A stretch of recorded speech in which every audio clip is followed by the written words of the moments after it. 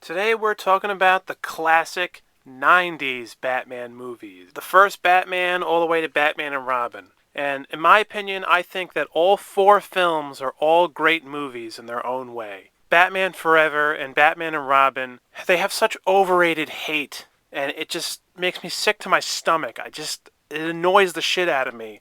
The complaints about Batman Forever and Batman and Robin. Everyone's entitled to their opinion, but here's mine. I understand the complaints to a degree.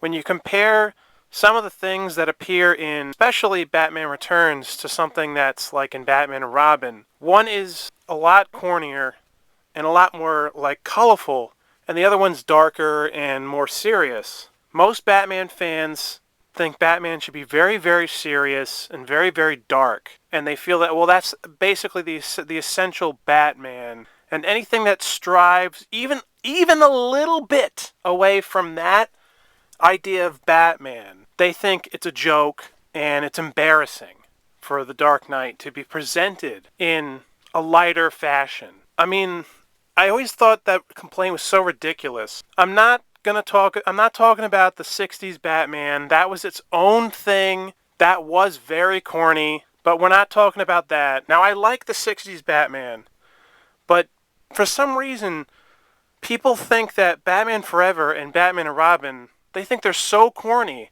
that they're actually just as corny as the 60s version of Batman.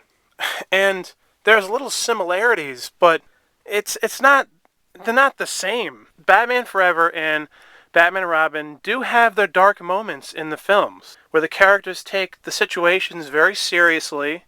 There's drama, there's intrigue. The city is often, presented very mysteriously. There's thematic and dark music in Forever and Batman and Robin. But apparently that's not dark enough. It needs to be darker than that. And this is a guy who dresses up as a bat, okay? To me, Batman is not meant to be taken so seriously that he is just... There's nothing, extraneous you can do with the character's, world and the imagination you could use with that, with the color, with humor. So going back to Batman Returns, there were some critics that thought the film was too dark. And I agree, it was darker than Batman 1989. And I love Batman Returns. But McDonald's was trying to do a promotion for Batman Returns, and McDonald's thought the film was too dark for kids to promote their toys, the Happy Meals. And when you look back at Batman Returns, it is a little too dark. I mean, Tim Burton was great in his heyday. Batman Returns does fit his repertoire of his style, which was really cool back in the 90s. Beetlejuice, The Nightmare Before Christmas, stuff like that.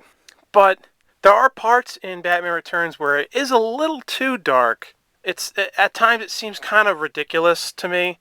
Like, why does the Penguin have to be does the Penguin have to be that disturbing of a character? It just seemed like it was so overly sad, the portrayal of the Penguin in Batman Returns. But I did like what they did with Catwoman.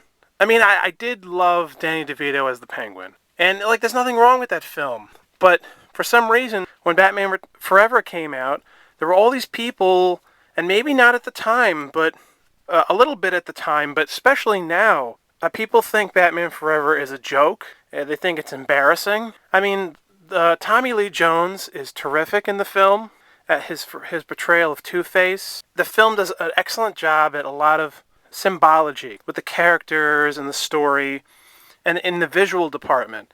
Jim Carrey is spectacular in the film, and he is a 5-star actor in that film. You actually believe he's literally the Riddler. Quite a bit in the film. Not in every moment that he's the Riddler, but he just oozed that character. He kind of gave the character an upgrade from the Frank Gorshin version from the 60s Batman. Again, the Riddler and Two-Face, they have silly aspects to them that are okay, that they're silly. They're both characters that aren't... Not everything they do is serious. They laugh at things.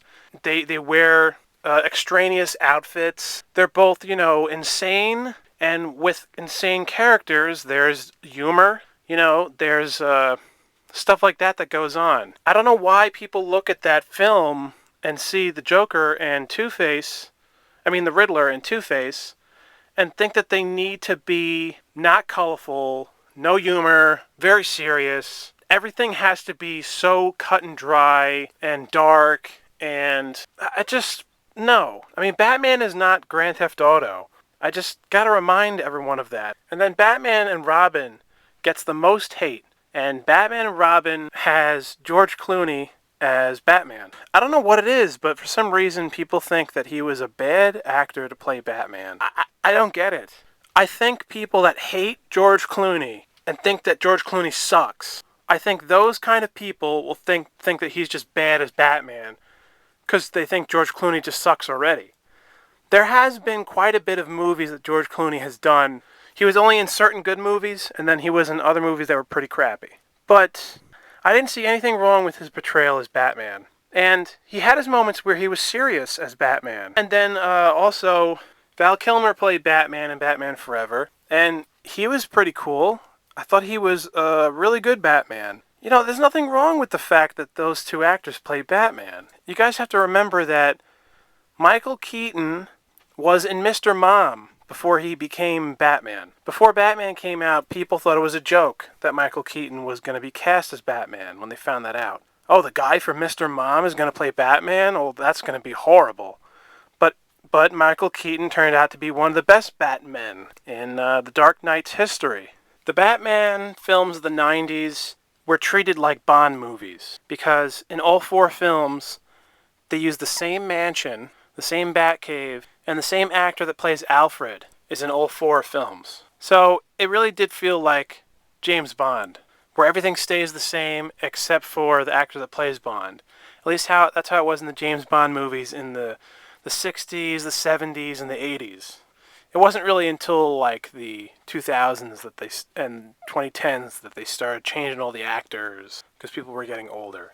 I like the fact that they did that in the 90s Batman movies. I love that because I feel like there are things about the tone, about the tone that it has a similar tone to the first two Batman films, and that same tone, you can still feel it in Batman Forever and Batman and Robin. Now the only thing I can see that people wouldn't like about Batman and Robin is maybe like every time Arnold Schwarzenegger was Mr. Freeze, maybe he didn't have to make an ice-related pun joke, every time he appears. Maybe there was a little too many. But other than that, I don't think Batman and Robin is a bad movie. God forbid there's some flash and color and excitement, because I feel like the Dark Knight trilogy is a little overrated. I hated The Dark Knight Rises, and Batman Begins and The Dark Knight, they're both good. I just feel like Batman is not supposed to be like this super dark. He's not supposed to be this extremely dark kind of character. If you look at the popularity of Batman in the 70s, he was in the Super Friends, and that was very colorful, that was very corny, and Batman was super popular. Batman and Robin. And Batman was like that for so long. Batman became darker in the films to try to match the vibe of like the 30s comics, like the 1930s Batman stuff, which is very cool. People love the 1989 Batman, but when I watched the 1989 Batman movie, it has both elements of corniness and darkness in it. But for some reason, people think the 1989 Batman, the whole thing is just very dark. What about that scene where the Joker shakes the guy's hand in that movie, and the guy's hand, like, he's shaking, and there's smoke, and the guy, like, burns to a crisp? That's pretty corny stuff, the way it's done.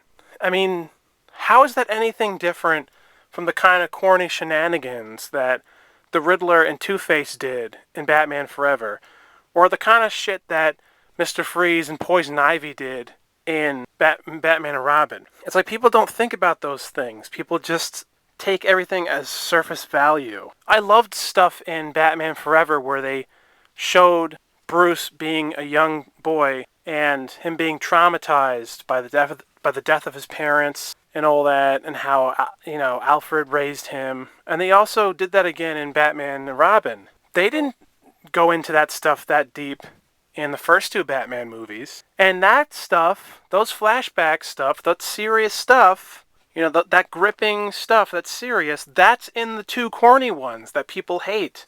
That's in fucking Batman Forever and Batman and fucking Robin. For some reason, people don't think about that either. And I loved the whole thing of Alfred being really sick and dying in Batman and Robin. That was pretty serious, too. I thought it was touching, and there wasn't anything really silly or over the top about that. The Bat credit card. It's been mentioned quite a bit in reviews that we've seen, where when they show the Bat credit card in the scene in Batman and Robin, when they're joking around, people think that's so outrageous and that's so silly, and that's not even something they would even do in, say, Batman Returns or whatever. Maybe they wouldn't do something like that in Batman Returns, but they would do other silly things from time to time. I mean, even Batman Returns wasn't all dark. It's fine to have like a little bit of humor. I mean, it's a sight gag. It's a very fucking short sight gag. But for some reason, it's really laser pointed in. And people think it's a disgrace to Batman. And I remember growing up, and I loved Batman Forever and Batman and Robin. As a 90s kid, I really did. I had the toys and everything. And what's funny to me about that is that other 90s kids I knew grew up loving those two films and loving the toys for those films growing up. And then all these kids from my generation, not all of them, but then some of them would grow up and they did make shitty reviews for Batman Forever and Batman and Robin. Are you guys the same kids that loved it when you were younger and had the toys and everything? I understand we mature as we grow up and we look back at things and we're like, ew, I don't know if I like that now as an adult. But you're still missing the point. You're still missing the fact that you can still have the imagination of a child as an adult. You can still be a kid at heart. I mean, Batman Forever and Batman and Robin were meant to appeal to a younger audience by comparison to Batman Returns, which is good. I think it's good they went in that direction, because there were some ideas and things that were done in Batman Forever and Batman and Robin that were cooler, more outlandish ideas than some of the stuff that was in the first two Batmans. Like the vehicles, and the technology, and Mr. Freeze, and the Riddler, and his lair, and all this extraneous stuff, and it was so cool. Well, not extraneous. Well, extraneous in a good way. I think that to be a film critic, it's not good to be... you need to be cynical up to a degree. And not miss the whole point of the films. I think especially looking back at a childhood film, you can't just review the film as from an adult point of view. You have to also remember that piece of you, that childlike wonder that's part of you. That's part of Batman. It's a fucking superhero movie, okay? It's not CSI. It's supposed to have color and flash and things that make up Batman as a series. So, I mean, this is just my opinions, okay? And I love all four of those original Batman movies, okay? I think each one of them is great. They gave me so many memories and so much fun growing up.